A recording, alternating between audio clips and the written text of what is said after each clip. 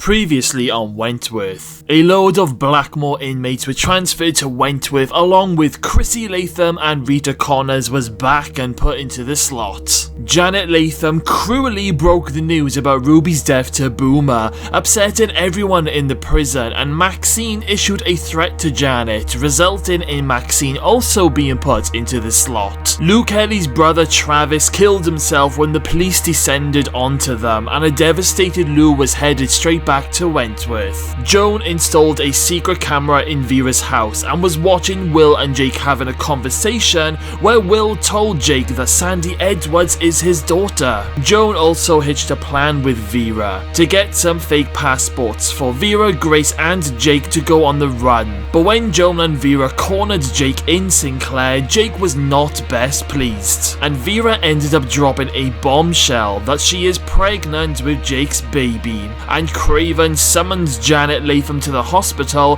where he is recovering from the Blackmore explosion, and he told Janet that he wants Rita Connors dead and she is going to do it.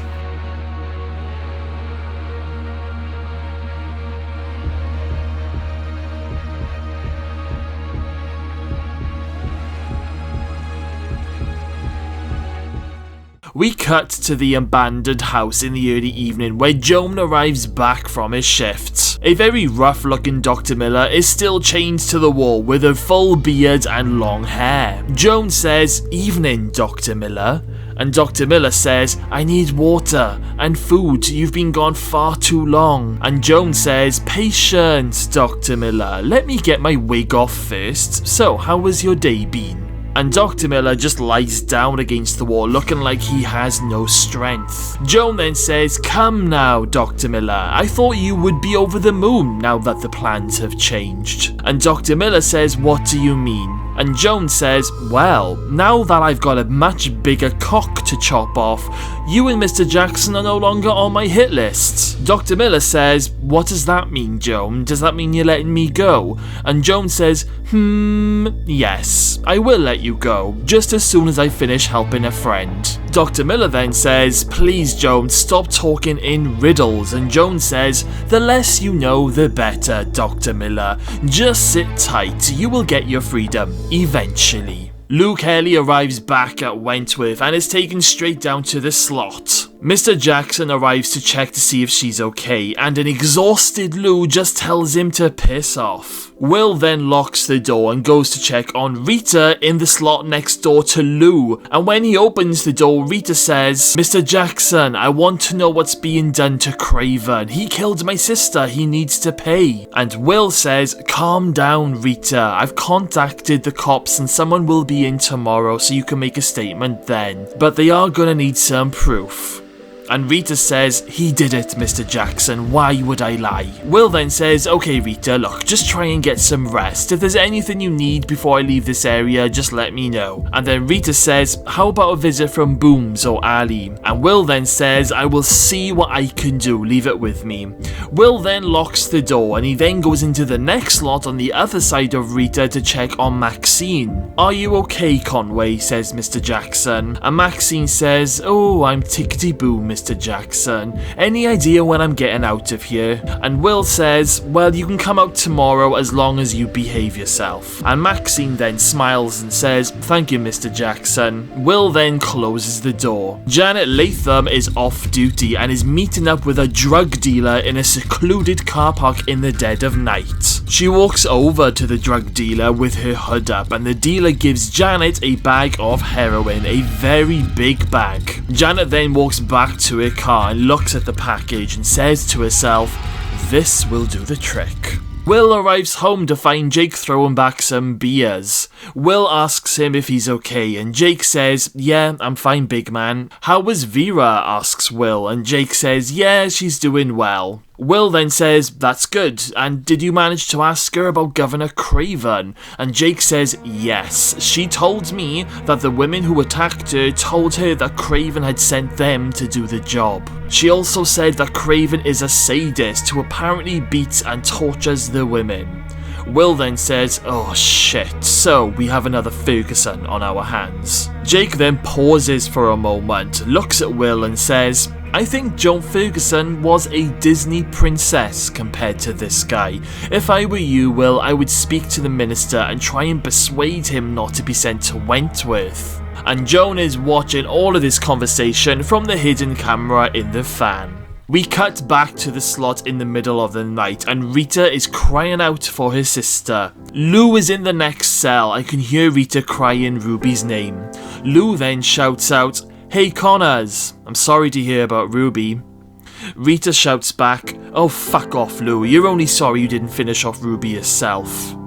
Lou then says, you're wrong Connors, I just lost my brother. He killed himself, shot himself in the head right in front of me. He was the last person on this earth who I truly cared about. So when I say I'm sorry about your sister, I mean it. We then cut to the following day and Maxine is released from the slot and is put onto kitchen duty along with Margot. Sandy, Boomer and Chrissy are all in the laundry with the rest of the women, and Sandy is working the press but makes it clear to the women that she is only keeping it warm until Rita gets back. Ali is then taken to the slot to see Rita as an unofficial peer worker. Ali gives Rita a hug and says, I'm so sorry about Ruby. And Rita says, look, tell me what's happening out there. Are the women still looking up to me as the top dog or is someone else taken over? And Ali says, no, we don't have a top dog since you left. There's this new chick, Sandy Edwards, she's an old friend of mine. She's kind of keeping things warm for you until you get back. And Rita says, okay, good. I want you to pass this message on to the women. Ruby was murdered by a head screw called Ernest Craven. He shot and killed her for payback on Jonesy. And Ali is like, what the fuck, Rita? That's insane. Rita then says it's only a matter of time before Craven shows up here, so tell the women they need to watch their backs. And Ali says, okay Rita, I'll tell them. When are you getting out of here? And Rita says, no idea yet. I have a feeling that I'm booked in this hole for the foreseeable. That's why I want you to warn everyone, because I can't protect you while I'm in here. And Ali says, okay Rita, I'll tell the girls. In the kitchen, Maxine and Margot are chopping vegetables. And Maxine says to Margot, I hope you've been keeping away from Ali while I've been in this slot. And Margot says, yeah. And then Maxine says, I mean it, Gaffney. If I find out you've been up to your old tricks while I've been in this slot, then you're for it. And Margot says, and what could I have done? Between you and Edward's babysitting Novak, it's just not worth the hassle. I taught her a lesson and I'm done now. Maxine then says, it better be. Janet Latham then comes into the kitchen and asks if the solitary meals are prepped and ready, and Margot says that they are in the cool room ready to be taken up. So Janet tells Maxine and Margot to go outside and collect some delivery boxes, and when Margot and Maxine leave the kitchen, Janet goes to the cool room and puts all of the heroin that she got last night into the food of one of the food trays. She mixes it all in with the mashed potato and leaves. Over at Vera's house, and Will is about to leave for work, and Jake tells him that he has a dentist appointment this morning and won't be in until this afternoon, and Will says that's fine. Will then leaves and Jake makes a phone call to Ferguson's mobile. Joan answers and Jake says, have you got the passports? And Joan says, I'm picking them up this morning. Meet me at the Riverstone point at midday. Back at the slot, and Lou speaks to Rita through the air vent and says, I overheard what you said to Eyelashes earlier. Was it really Craven that killed your sister? And Rita replies saying, yeah, it was him. And Lou says, shit, so what are you going to do about it? And Rita just stares into space with an angry look on her face. Artie comes down to the slot to get Rita. The police are here to take a statement from you now, Rita, says Artie, and Rita gets up, ready to go. Artie also gets Lou from next door and tells her that the police are also here to see you too. So Lou and Rita are taken to the separate interview rooms. Back in the kitchen, and Maxine comes in and tells Margot that Rita and Lou have both been taken to see the cops, so we may as well throw out their food as it's gonna be freezing by the time the cops are finished with them. We can do something for them later. Margot then says, "Nah, you can't waste food. I'll just chuck the food back in with the rest of the afternoon lunch for the girls. It will heat straight back up on the hot plate." And Margot then grabs the 2 meals and puts the food, including the mashed potato that's been spiked with a load of heroin, back onto the hot plate with the mashed potato that's being served up to the women. Jake meets up with Joan at Riverstone Point. "Hello, Jake," says Joan, and Jake says, "Have you got them?" Joan then hands over a parcel which Jake opens. He looks at the passports and Joan says, "There's also some plane tickets in there too, one way, for all 3 of you to Canada." Jake then looks up at Joan and says, "Why are you doing all this for us, Ferguson? It doesn't make any sense." And Joan says, "I'll be honest with you, Jake. I'm not doing this for you. I'm doing it for Vera. Let's just say you're one lucky guy. Right, you needs to head home now and pack a suitcase for you, Vera and Grace. Also go to the bank on your way home and withdraw whatever savings you have and stay at Vera's house until we arrive." Jake then asks, "So how are you gonna get Vera out of there?" And Joan says, "You leave all of that to me. You just do as I say and we'll see you later." Will is in his office with the minister, and Will is telling the minister that he isn't happy with working with Craven when he comes out of the hospital. The minister says, "Don't be silly, Mr. Jackson. Mr. Craven is one of the highest, best governors in this state. He runs a very tight ship, and you should only be too willing to learn from him." Will says, "But Minister, Vera Bennett told Mr. Stewart that Craven orchestrated her attack." And the minister says, "But Vera Bennett is a prisoner now. Wake up, Mr. Jackson. She's trying to fool you all." And Will says, "I don't think that's fair, sir. Vera has been in the prison service for a very long time, and apart from the incident with Denise Tyler, she has had a spotless record, and she certainly does not lie. And what about Ruby Mitchell? Rita says that Craven shot and killed her for no reason." The minister then says, "I find that very hard to believe, Mr. Jackson. I've already been to the hospital to talk with Craven, and he told me that Mitchell was trying to escape with Connors, and he gave them plenty of warning to stop before firing." Will then just laughs and says, "So, you're just gonna brush it all under the carpet, are you?"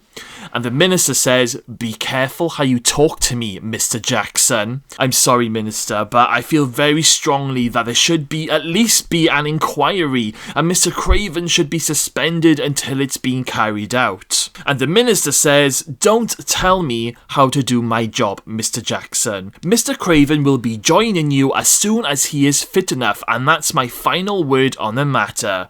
The minister then storms out of Will's office, and Will picks up the phone and throws it across his office in temper. The women all head into the dining room, and Margot and Maxine have the food ready for the women to dish up, including the mashed potato. The women start helping themselves to food. Boomer says to Ali that she will get hers, and Ali says, "Oh, thanks, Boomer." Boomer fills Ali's plate up with food and with some of the mashed potato and goes over to the table. Ali says, "Bloody hell, Booms, I don't know if I'm going to be able to manage all of that. Why don't you have some of my mashed potato?" And Boomer says, "Nah, I don't know what it is, but since I've been pregnant, I've gone off certain foods, and mashed potato is one of them." And Ali says, "Okay then, more for me it is." Sandy also helps herself to some mashed potato with her food, and so does Chrissy and some of the other women. They all sit down and start eating. Boomer, Ali, Sandy and Chrissy are all on a table together, and Ali says, "Right, now I've got you guys together, I have a message from Rita. She said to say that it was Craven who killed Ruby, and that we all need to be on our guard just in case he comes here." Boomer says, "What? What a fucking arsehole. How can he get away with that?" And Sandy says, "Oh, he's had plenty of practice over the years." And Chrissy goes on to say, "That's right. Look at the way he just wiped out poor Mouse in the fire. And he's done worse to some of the others." And Boomer is like, "What's he done?" Chrissy says, "You name it, he's done it. If he wants to get rid of you, he will always make it look like an accident, or he will set someone up for the fall. Sometimes people just disappear. It's not just murder, he's also raped plenty of the girls in in Blackmore over the years. Sandy says, that's right, I can remember he took a fancy to Pixie Mason in Blackmore and she never recovered after what he did to her. Ali then says, there's no way we can let him get away with this guy, surely there has to be some sort of investigation. And Chrissy says he will get away with it, he always does, but I have a feeling that if he does come here, Rita will be waiting for him. As the girls are talking, they all start eating their food. Janet Latham and Artie Birdsworth are on duty in the dining room when all of a sudden, one of the women collapses on the floor and starts fitting. Janet and Artie run to this woman's aid and everyone looks on in shock, but then all of a sudden, Ali starts to feel funny and faints in her wheelchair. Boomer is like, Ali, what's wrong? All of a sudden, Sandy collapses onto the floor and so does Chrissy and so do more of the women. Janet stands up in horror. She runs over to Margot and Maxine and says, what happened to the food trays for the slot? And Margot says, nothing. I put the food back in with the main meals. Janet then screams, no, you stupid bitch, and slaps Margot across the face. Janet then presses the panic alarm and radios through for medical emergency. Boomer starts screaming, what's happening? What's happening? The medical team then come bursting through the dining room. Janet tries to help her sister Chrissy, who is frothing at the mouth. Boomer and Maxine are trying to wake up Ali, and then Mr. Jackson comes in to see what's happening. One of the nurses tells Will that it looks like the women have all overdosed on something. They're all gonna have to have their stomachs pumped immediately. Will then notices Sandy on the ground and runs to her aid. He checks her over, but there's no pulse. Will then panics and starts to do CPR on Sandy. Janet then screams out, Chrissy, she isn't breathing. The nurses come running over and start working on Chrissy, and Janet screams out, please don't let my sister die. Everyone then looks over in shock of what Janet has just said. Will continues to do CPR on Sandy and says, come on Sandy, please come back to me. Meanwhile, Rita is dragged back to the slot, kicking and screaming. The police didn't believe a word of Rita's story, and she is thrown back into the slot and she's going absolutely nuts and says to herself, just you wait, Craven, I'm gonna rip you apart from limb to limb. Back to the dining room and everyone is working on the sick women. Sandy starts to breathe and Will has a sign of relief. Ali also starts to come around, but Chrissy is still not breathing, and Janet is hysterically crying, begging the nurses to save her sister. Will runs up to Janet and grabs her to try and calm her down, telling her don't worry, they're doing everything that they can. All of a sudden, Chrissy starts to breathe and Janet says, oh, thank God, thank God.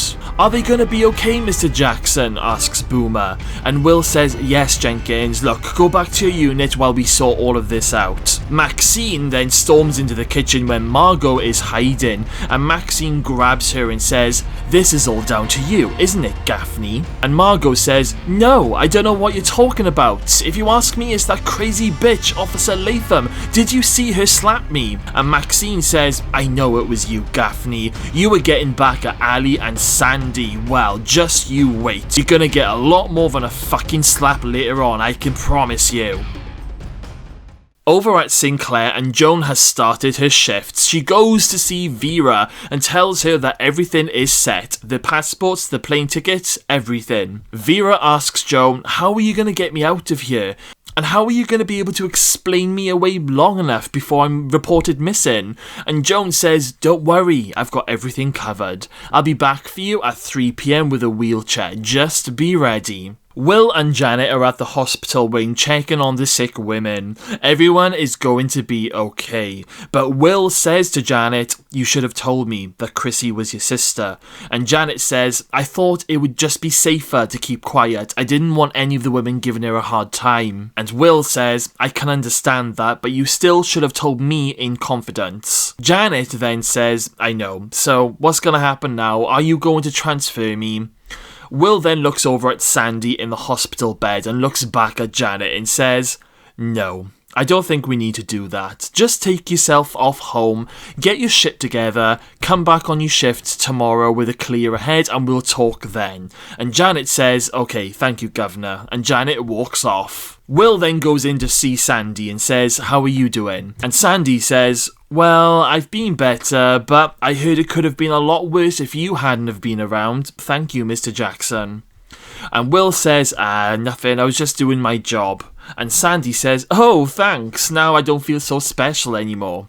Will then laughs and says, well, as long as you're doing okay, that's the main thing. Anything you need, just call the nurse. As Will is walking back to his office, Artie comes over and tells him that Jake hasn't turned up for his shifts. He should have started an hour ago. And Will says, okay, no worries, I'll give him a call now. Will then phones Jake, and Jake is in Vera's house frantically packing suitcases. Jake answers his phone and says, hey big man, and Will says, where are you, Jake? You're late for your shifts. And Jake says, yeah, sorry Will, I'm not feeling too good after the dentist. I've been on the bog for the past hour. Will then says, are you fit for duty? And Jake says, nah, I don't think I will be able to come in today, sorry Will. Hopefully it's just a 24-hour thing. And Will says, okay, no worries, I'll see you later. Back at the slot, and Lou is back after her meeting with the cops. Rita calls out to Lou and says, do you know what, Lou? You were dead right about the cops being scum. And a confused Lou says, what? Wait a minute, I can't believe what I'm hearing. And Rita says, I totally get it now. I now know why the women hate the cops. They have fucked me and my sister over to the point where she is now dead and they still won't help me. The whole system is corrupt and a joke. I swear to God, I'm gonna kill every single one of them. And Lou says, wow, now you really are talking my kind of language, Connors. Over at Sinclair, and it's 3 PM, and Joan goes into Vera's room with a wheelchair. Joan tells Vera to get in the chair. I'm going to tell the duty nurse that you're on your way down for a psych session. And Vera says, and then what, Joan? What happens then? And Joan says, just get in the chair, Vera. Joan then wheels Vera down a corridor and to the side of the building where there is a fire exit door. Joan tells Vera to come with her, and they both go through this fire exit and down a flight of metal stairs. Vera then follows Joan through a hole in a metal fence that Joan had made earlier on, which leads them both into the staff car park. Vera says to Joan, where did you get this car from? And Joan says, I hired it. It's lovely, isn't it? Now Vera, I want you to be very, very brave. I need you to climb into the boot, just until I drive us out to the security gate. And Vera turns around and says, I can't believe I'm doing this. And Vera climbs into the boot of Joan's car. Joan then starts the car up and drives through the security gate and out of Sinclair. She then drives a mile down the road before stopping and letting Vera out of the boot and into the back of the car. We did it, Vera, says Joan. And Vera then says, I just want to get to my baby. Where is Grace and where is Jake? And Joan says, they are waiting for you, Vera. At home. Let's go. Jake is in the house and the suitcases are packed. He hears a car pull up outside and then all of a sudden Vera comes running through the front door. Jake gives Vera a massive hug and Vera then picks up Grace and does the same. Joan then comes through the front door and says, right then, we need to go if you're going to catch this flight. Vera then turns to Joan while holding Grace and says, I can't thank you enough, Joan. Really. And Joan says, you know I've always got your back, Vera. Now, come on, Jake, get the car loaded up. Back at Wentworth, and Margot is walking down the corridor before being stopped by Maxine. Margot says, what do you want, man lady? And then all of a sudden, a load of the other women surround Margot in a circle. Maxine then says, drag her to the gym, girls. And they all grab Margot and drag her all the way down into the gym. And they sit her down onto a bench and they lift her leg up and tie it up onto one of the gym machines. Maxine then comes in and says, I told you what would happen if you didn't leave Ali alone. And Margot says, I didn't do anything, you're fucking crazy. And Maxine says, You were the only one who had the opportunity to spike the food, and you've had it in for Ali since you arrived, so don't fucking bullshit me. Maxine then walks over to the bench press and picks up the bar and slowly brings it over towards Margot. Maxine says, "Do you know what it must be like living in a wheelchair, Gaffney?" "No?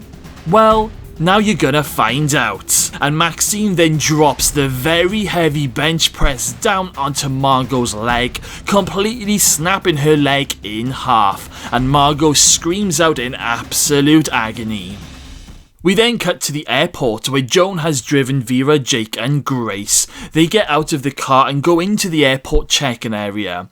Joan then says, "So, this is it then." Vera then goes up to Joan and gives her a massive hug and says, "Thank you so much, Joan. You don't know what this means to me."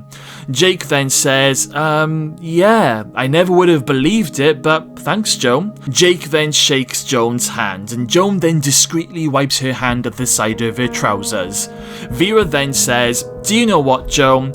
You're one crazy bitch, but I love ya." And she waves goodbye to Joan, and baby Grace waves at Joan too, bringing a tear to Joan's eye. Back at Wentworth, and the women are being questioned in their unit about what happened to Margot, and everyone says that they saw and heard nothing. Boomer then asks Mr. Birdsworth, "Where's Margot now?" And Artie says, "Margot is on her way to hospital, Boomer." And Boomer's like, "Oh shit, she must be pretty bad." Artie then locks the gate for the night, and Boomer then turns on the TV. All of a sudden, a news report comes up. Vera Bennett has escaped from Sinclair, and a huge police hunt is on the lookout for her. Will is in his office, and he has just heard the news about Vera and is trying to get hold of Jake, but his number seems to be dead. Artie then comes into Will's office with a package for him, saying that it was hand-delivered at the gate. Artie then leaves, and Will opens up the package, and it's a USB stick. He plugs it into his laptop, and it's a video from Vera. Vera says, "Hey Will, I suppose by the time you've got this, you've probably already heard that I've escaped the Institute. Well, I didn't want to leave without saying goodbye and explaining a few things. Me and Jake and Grace, we've left the country together. The opportunity was just too great for me to resist. Now, believe it or not, Will, Joan Ferguson has helped us. Joan was working at Sinclair under a different name, and I won't go into too much detail, but Joan is alive, but she helped us escape out of the country. Now, you're my best friend, Will. I am really going to miss you. We've been through a lot, haven't we?